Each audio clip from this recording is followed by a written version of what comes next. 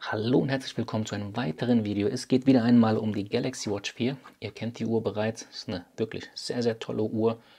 Ist Samsung echt gelungen. Allerdings habe ich ja ein kleines Problem mit dieser Uhr. Und zwar geht es um den Punkt Performance. 3 Punkte, die ich bemängle. Die Uhr hakt ab und an mal. Wenn man durch die Kacheln oder Widgets scrollt hier nach rechts hin, dann hakt sie gelegentlich. Nicht immer, aber gelegentlich. Und das stört einen dann doch schon. Denn es ist die aktuellste Uhr und man will, dass Samsung hier einfach abliefert. Der zweite Punkt ist einfach nur, wenn ich diesen Knopf hier drücke, das heißt den Zurück-Button, dann gönnt sich die Uhr eine kleine Gedenkpause.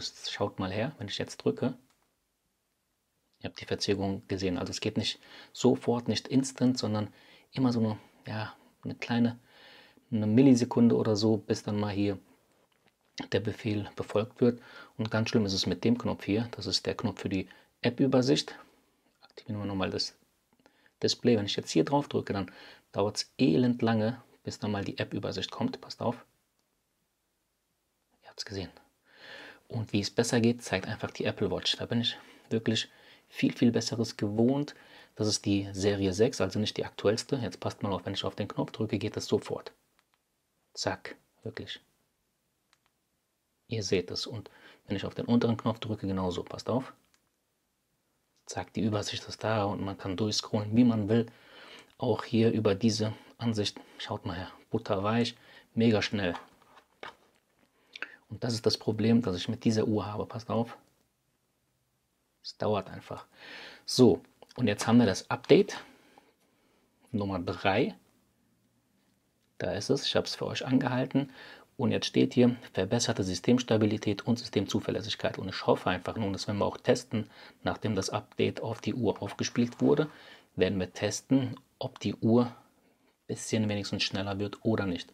Das Update kommt mit einer Größe von 100 Megabyte, ja knapp 101 Megabyte daher.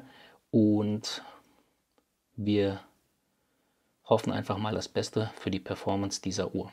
Also ich würde sagen, wir stoßen das Ganze jetzt an.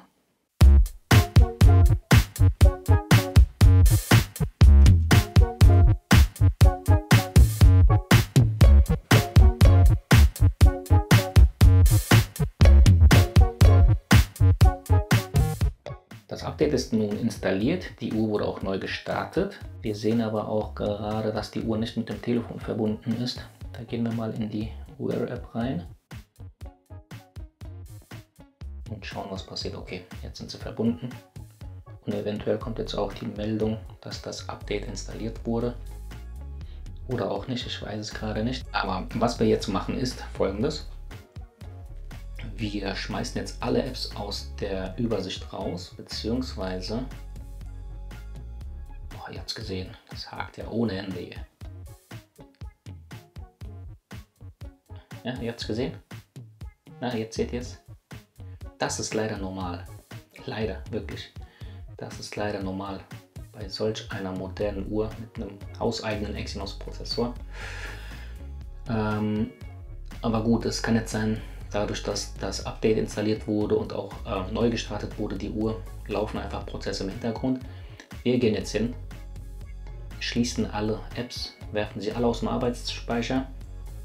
Ich starte die Uhr jetzt neu, einfach mal komplett neu, lasse die ganzen Hintergrundprozesse und Dienste dann laden und dann machen wir den Test, ob die Uhr jetzt schneller geworden ist oder nicht.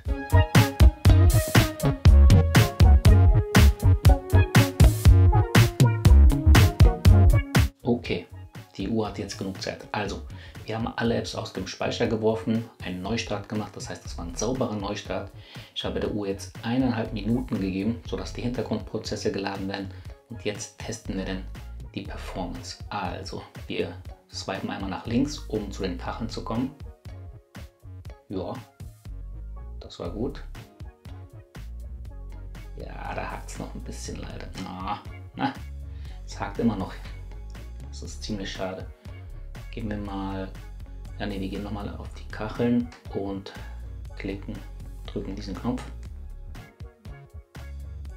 Als wäre es ein bisschen schneller. Wie sieht es aus mit der App?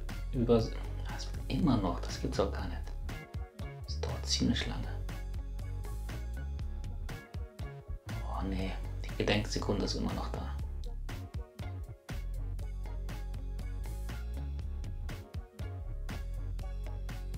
Ja, jetzt nach der Meldung, hat es eben nochmal gehakt ein bisschen. Also ich glaube nicht, dass die Uhr bzw. die Leistung allzu stark verbessert wurde, beziehungsweise auch marginal. Sieht nicht gut aus. Jetzt drücken wir hier mal drauf. Immer noch eine kleine Gedenksekunde. Also das ist Meckern auf hohem Niveau, ja, ich weiß es, aber so im direkten Vergleich zur Apple Watch hinkt die Galaxy Watch 4 leider einfach hinterher, kann man nicht anders sagen. Und selbst wenn ich jetzt einige Apps öffne, und das sind wirklich nur kleine Apps, also jetzt nicht Google Maps oder so, sondern hier auch mal den Taschenrechner. Einfach die jetzt nicht so leistungshungrig sind. Da ist der Taschenrechner. So, nochmal zurück und öffnen wir nochmal, keine Ahnung, hier die Uhr oder so. Wecker. So, und jetzt klicken wir nochmal den Knopf für die App-Übersicht und gucken, wie lange das dauert. Immer noch ziemlich verzögert, das ist mega schade. Und dabei sind jetzt nur 1, 2, 3 Apps im Hintergrund. Das dauert so lange. Ihr seht es. Bei der Apple Watch sind mehrere Apps im Hintergrund. Und wenn ich da einmal drauf drücke, zack, sofort. Schade, schade, okay. Also wir haben das Update installiert. Leider hat es nicht das gewünschte Ergebnis gebracht, dass die Uhr viel, viel schneller wird. So, die ist eigentlich gar nicht schneller geworden. Vielleicht ist das System jetzt ein bisschen stabiler, ja, das kann sein. Aber von der Geschwindigkeit her haben wir jetzt keinen Zuwachs bekommen, leider, leider. Also gut, da müssen wir noch warten. Das war's von diesem Video. Vielen Dank fürs Zusehen. Bis zum nächsten Mal. Macht es gut und ciao.